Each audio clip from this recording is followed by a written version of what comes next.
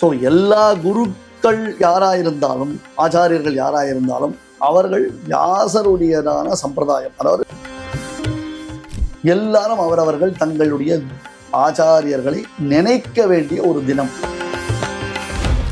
நமக்கு குரு இல்லாமல் எந்த ஒரு காரியமும் கிடையாது. அப்படி பண்ணினாலும் அது பலிக்காது. இப்போ கஜேந்திர மோட்சம் நடந்த ஸ்தலம் அப்படின்னா அது திருப்பார்கடல் நடுவுல இருந்த ஒரு காஞ்சிபுரத்துல வரதராஜ பெருமாள் கோவில்ல யானை வாகனத்தை பாத்தீங்கன்னா யானை வாகனத்துக்கு கால் இருக்காது. ஏன் அது கால் இல்லை அப்படின்னு கேட்டா, இப்ப எல்லாமே ஆன்லைன் குரு. ஆமா, குருவை நேரம் பார்க்கணும், நேரம் சேவிக்கணும். 26 வருட நம்பிக்கை, லட்சக்கணக்கான சந்தோஷ திருமணங்கள். கல்யாணம்னாலே தமிழ் மேட்ரிமோனி தான். சக்தியுடன் நேயர்களுக்கு அன்பு வணக்கம். ஏபிஎன் சுவாமிகள் கூட தொடர்ந்து பேசிகிட்டு இருக்கோம். நமக்கு தெரியாத பல தகவல்களை நம்ம சுவாமி மூலம் கேட்டு தெரிஞ்சுக்கிறப்போ நமக்கு ரொம்ப ஆச்சரியமாக இருக்குது, ரொம்ப சந்தோஷமாக இருக்குது. நமக்குள்ள சில மாற்றங்கள் ஏற்படுறதையும் நம்மளால் உணர முடியுது. இது எல்லாத்துக்குமே நம்ம சுவாமிக்கு தான் நம்ம முதல்ல நன்றி சொல்லணும். சுவாமி நமஸ்காரம். ஜெயகருட சுப்பர்ணா, ஸ்ரீ குருப்யோ நமஹா. அப்படின்னா நாம் இன்னைக்கு குரு பூர்ணிமா, அதை பற்றியே நம்ம பேசிடலாம் இன்னைக்கு. இப்போ குரு பூர்ணிமா, குருவை வழிபடுற நாள், அவ்வளவுதானே. குருவை நாம என்னைக்குமே வழிபடணும், என்னைக்குமே குருவை வழிபடணும். அதுல ஒன்றும் சந்தேகமே கிடையாது. இந்த மாதிரி சந்தர்ப்பங்கள் வரும்பொழுது குரு அப்படின்னா பெரியோர்கள் ஒரு விரத அனுஷ்டானத்துல இருப்பா. எப்பவுமே விரத காலங்கள்ல அவர்களை வழிபடுவது என்பது நமக்கு பலன் அதிகமா கொடுக்கும். இந்த சமயம் சாதுர்மாசிய விரதம்னு போட்டிருப்போம். நீங்க பஞ்சாங்கங்களே பாத்திருக்கீங்கன்னா வியாச பூர்ணிமான்னு போட்டிருப்பா. ஆமா, வியாச பூஜை, வியாச பூஜை, வியாச பூர்ணிமா. ஏன்னா வியாசாய விஷ்ணு ரூபாய வியாசரூபாய விஷ்ணவே. வியாசர் நமக்கு குருவா பிரதானமா இருக்கார். ஏன்னா அவர் மூலமா தான் 4 வேதங்கள் தொகுக்கப்பட்டது. அவர் மூலமா தான் மகாபாரதம் பிரதான இதிகாசம் எழுதப்பட்டது. அவருடைய சிஷ்யர்கள் மூலமாகத்தான் வேதங்கள் உலகத்துல நடையாடிற்று. அது தவிர 18 புராணங்களை இயற்றியவர் வேதவியாசர் தான். 18 புராணானாம் கர்த்தா சத்யவதி சுதான்னு சொல்றார். ஸோ எல்லா குருக்கள் யாராயிருந்தாலும், ஆச்சாரியர்கள் யாராயிருந்தாலும் அவர்கள் வியாசருடையதான சம்பிரதாயம். அதாவது வியாசர் தான் பிரதானம். அது அத்வைத்தமா இருக்கட்டும், விசிஷ்டாத்வைத்தமா இருக்கட்டும், துவைத்தமா இருக்கட்டும், நிம்பார்கரா இருக்கட்டும், வல்லபரா இருக்கட்டும், சைத்தன்யரா இருக்கட்டும், சனாதன தர்மம் அப்படின்னு வச்சுட்டோம்னா அதுல எல்லாருக்கும் பிரதான குருவா விளங்கக்கூடியவர் யாருன்னு கேட்டா வியாசர் தான்.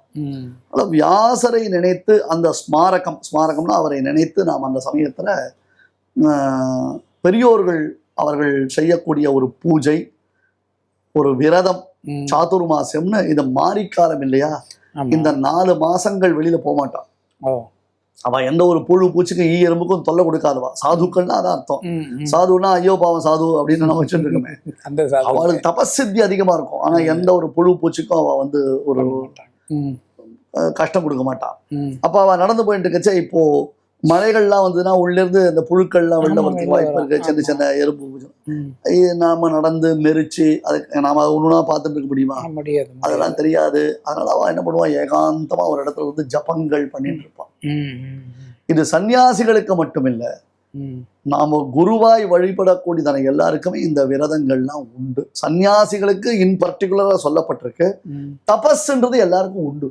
தபஸ் இல்லைன்னா எந்த பிரயோஜனமும் இல்லை. தபஸ்னாலதான் அவளுடைய மேன்மையே வெளிப்படுறது. ஆனால் அவள் ஏகாந்தமாக இருந்துண்டு அவர்கள் தவம் செய்வார்கள். அந்த சமயத்தில் அவர்களை வழிபடுறதுல அர்த்தம் போய் வெறுமை விழுந்து கும்பிட்டுட்டு வர்றது மட்டும் இல்லை. அவர்களுக்கு அந்த சமயத்தில் தேவையான பலவிதமான உபச்சாரங்கள், கைங்கரியங்களை நம்ம பண்ணணும். அதனால் நம்முடைய ஒரு வழியில் என்ன பண்ணியிருக்கா, சனாதன வழியில் இது வியாச பூர்ணிமா. எல்லாரும் அவரவர்கள் தங்களுடைய ஆச்சாரியர்களை நினைக்க வேண்டிய ஒரு தினம். எதுக்கெல்லாமோ நினைவு தினம் வச்சிருக்கீங்க. இன்னைக்கு ஃபாதர்ஸ் டேன்றீங்க, இன்னைக்கு மதர்ஸ் டேன்றீங்க, இன்னைக்கு லவ்வர்ஸ் டேன்றீங்க, இன்னைக்கு பெட் அனிமல்ஸ் டேன்றீங்க.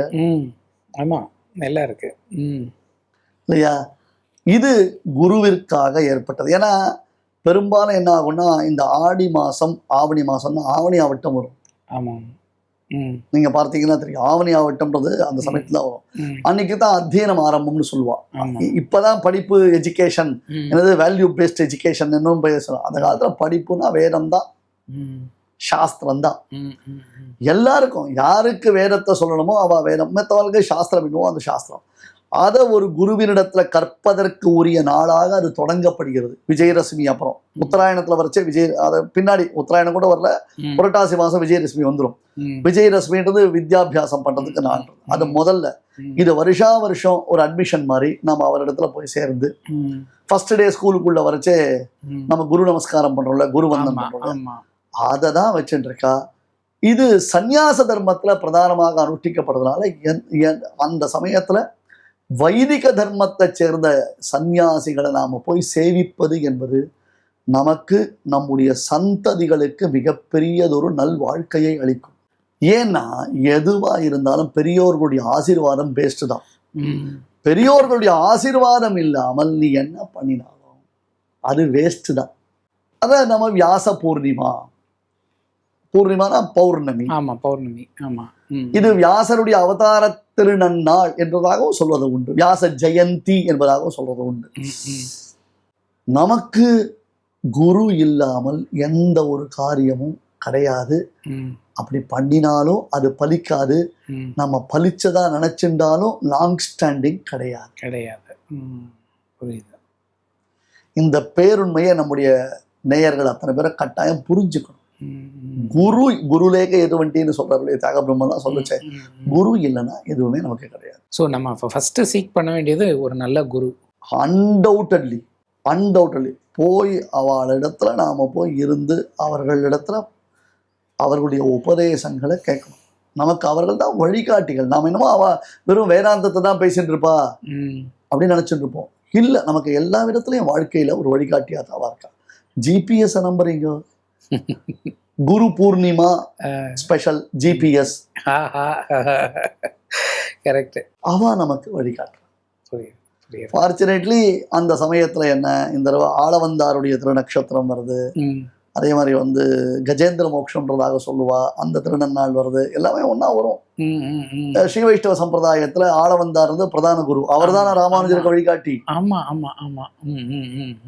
புரியுது. ஆளவந்தார் தானே ராமானுஜருக்கு வழிகாட்டி. ஆளவந்தார் பகவத் ராமானுஜரிடத்துல காஞ்சி வரதராஜ பெருமானிடத்துல வேண்டிக் கொண்டதுனாலதான் ராமானுஜரே நமக்கு கிடைச்சார். கரெக்ட். இங்க கொடுத்துரும். அது இல்லைன்னா நமக்கு கிடையாது இல்லையோ. அப்பேற்பட்டதான மகாச்சாரியார் ஆளவந்தாருடைய திருநக்ஷத்திரம் அன்னைக்கு நமக்கு வருது. வைஷ்ணவ சன்னியாசிகள், எல்லா சன்னியாசிகளுமே, ஸ்மார்த்த சன்னியாசிகள் எல்லாருமே அன்னைக்கு அந்த சாதுர்மாசிய விரதங்களை ஆரம்பிக்கிறா.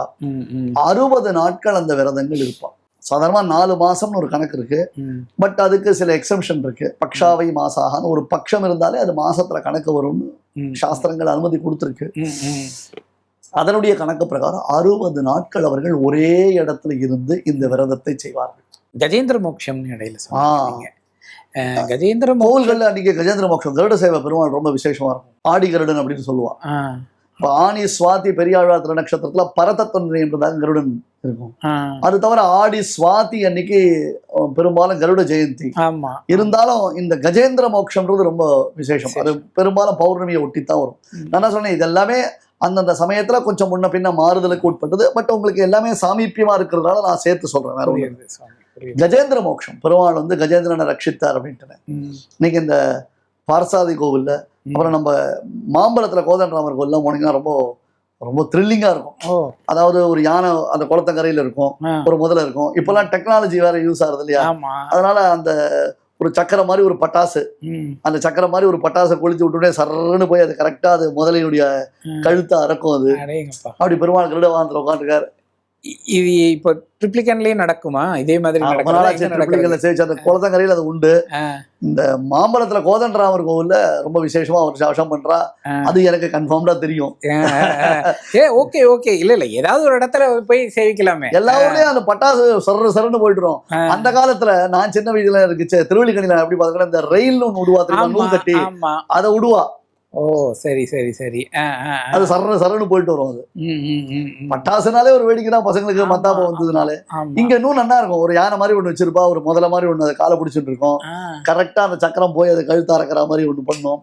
நிறைய பசங்கள்லாம் சேர்ந்து அதை அழகா ரெடி பண்ணிருக்கான். ஆமா, எல்லா கோவில்களையும் ஆனா கருட சேவை உண்டு. அது முக்கியம். நமக்கு தேவை என்ன? பெருமாள் கருட சேவை. நம்ம ஜாலிக்கோசரம் அதை போய் பார்க்கலாம். இதுவும் ஓகே. ஆக்சுவலா ஸ்தலம் அப்படின்னா இப்போ கஜேந்திர மோட்சம் நடந்த ஸ்தலம் அப்படின்னா அது இது அது திருப்பார்கடல் நடுவுல இருந்த ஒரு தீவு என்பதாகத்தான் பாகவதத்துல சொல்லப்பட்டிருக்கு. Okay okay. ஆசீத் கிரிவரோகராஜன் திரிகூட்ட இதி விஸ்ருதா என்பதாக க்ஷீராப்தி மத்தியத்துல திரிகூட்டாச்சலம்ன்றதான ஒரு ஊர் அப்படின்னு சொல்றான். ஆனா பெருமாள் கஜேந்திரனுக்கு அனுகிரகம் பண்ண காட்சி கொடுத்த திருத்தலங்கள் அநேகம் உண்டு. நம்ம திருவல்லிக்கணி பார்த்தசாரதி கோவில்ல கஜேந்திர வரதனாகவே பெருமாள் எழுந்தருளிருப்பார். மூலவரே கருடாருடனா இருப்பார். நீங்க பெருமாளை சேவிச்சு தாயாரை சேவிச்சுட்டு இந்த பக்கம் பின்னாடி வந்தீங்கன்னா அங்க மொத்தம் 5 திவ்யதேசம் தெரியும் இல்லையா? 5 பெருமாள். திருவல்லிக்கணி ஒரு திவ்யதேசம் வந்தாலும் 5 பெருமாள் உள்ள இருப்பான். அதுல கஜேந்திர மோட்சம் கொடுத்த பெருமாள் அப்படின்னு கஜேந்திர வரதனாகவே வரதராஜ பெருமாள் அங்க காட்சி கொடுப்பார். காஞ்சிபுர கஷேத்திர மகாத்மியத்துல பெருமாள் கஜேந்திர வரதன் தான். அது ஒன்றும் சந்தேகமே கிடையாது. இன்னும் நீங்க ஒரு நுட்பமான ஒரு பாயிண்ட் இருக்கு. காஞ்சிபுரத்துல வரதராஜ பெருமாள் கோவில்ல யானை வாகனத்தை பாத்தீங்கன்னா யானை வாகனத்துக்கு கால் இருக்காது. ஏன் அது கால் இல்லை அப்படி கேட்டா முதல்ல பிடிச்சி இழுத்து தண்ணிக்குள்ள மொத்தம் போயிடுதுன்னு அர்த்தம். அதனால வரதன் எப்பொழுதுமே கஜேந்திர வரதன் தான். பக்கத்துல அஷ்டபுஜம்னு ஒரு திருக்கோவில் இருக்கு. அந்த அஷ்டபுஜம் பெருமாள் 8 கையில 8 ஆயுதம் வச்சிருக்காரு. ஒரு கையில பூ வச்சிருப்பாரு, தாமரை பூ.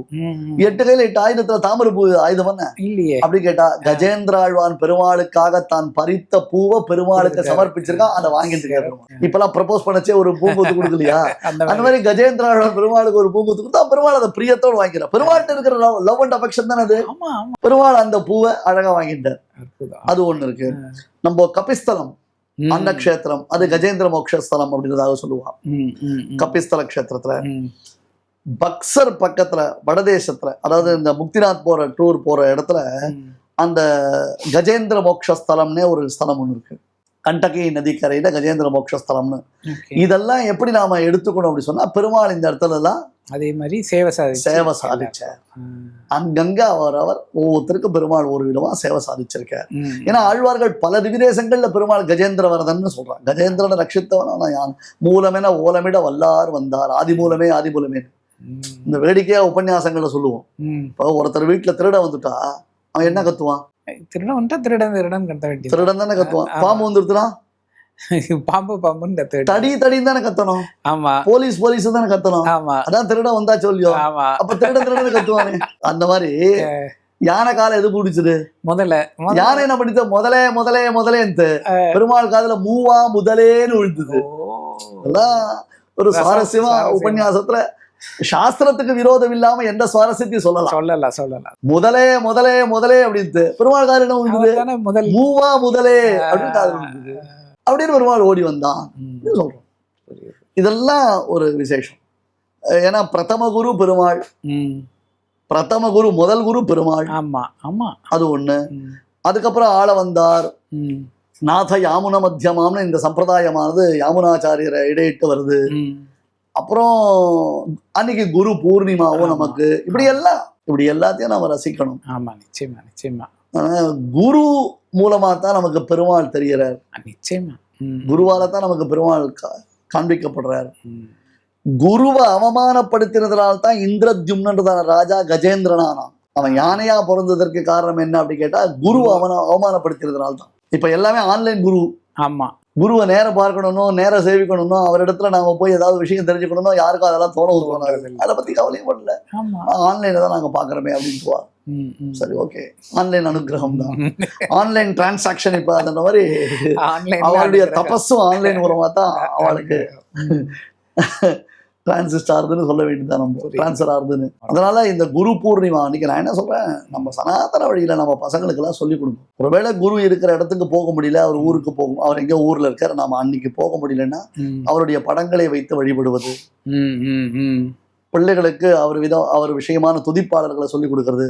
ஒண்ணுமே இல்லைன்னா ஸ்ரீ குருபியோ நமஹ என்ன பெரிய கஷ்டம்? அவ்வளவுதான். ஸ்ரீ குருப்யோ நமஹ, ஸ்ரீ குருப்யோ நமஹ சொல்லுங்க. கண்டிப்பா. ஒரு பூவை எடுத்து அந்த குருவுக்கு ஒரு சமர்ப்பிக்க சொல்லுங்க. புரியுது. இல்ல குருவனுடைய படம் கூட இல்ல, சுவாமியினுடைய படம் இருக்கு, சமர்ப்பிங்கோ.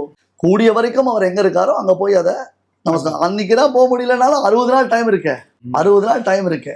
நம்ம இப்போ ஒரு பேட்டரி வச்சிருக்கோம், போனே வச்சிருக்கோம், ஆமா. ஒரு 60% ஆச்சுன்னா உடனே சார்ஜ் ஏத்துறோம்ல. ஆமா ஆமா ஆமா நிச்சயமா. அந்த மாதிரி நமக்கு வருஷத்துல கிடைக்கக்கூடிய ஒரு எப்ப போய் அவரை சேவிச்சாலும் நமக்கு நல்லதுதான்.